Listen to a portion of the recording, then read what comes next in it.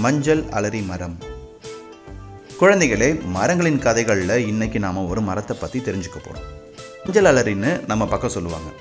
இந்த தாவரவியல் பெயர் டெகோமா ஸ்டான்ஸ். டெகோமா என்ற வார்த்தை மெக்சிகோவிலிருந்து வந்தது.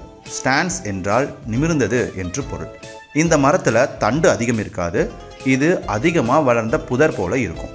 இது மிகவும் அடர்த்தியாக பச்சை பசுமையாக இருக்கும். இது சுமார் 20 அடி உயரம் வரை வளரும்.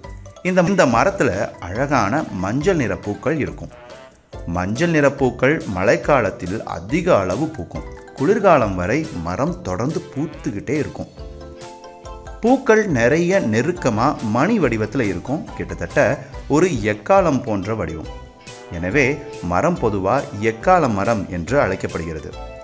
இதன் பூவில் சுவையான தேன் காரணமாக நிறைய தேனீக்கள் மற்றும் பட்டாம்பூச்சிகள் இந்த பூக்களை தேடி வருகின்றன. டெகோமா ஸ்டான்களின் நீண்ட காய்களை இங்கே பாருங்க. காற்று நிறைந்த இந்த பூவோட மொட்டை பாருங்க.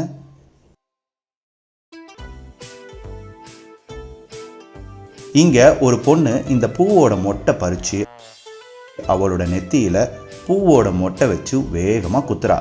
அது டப்புன்னு சத்தம் எழுப்புது. இந்த விளையாட்டு நல்லா இருக்குல்ல? இதனால குழந்தைகளுக்கு இந்த மரத்தை ரொம்ப பிடிக்கும்.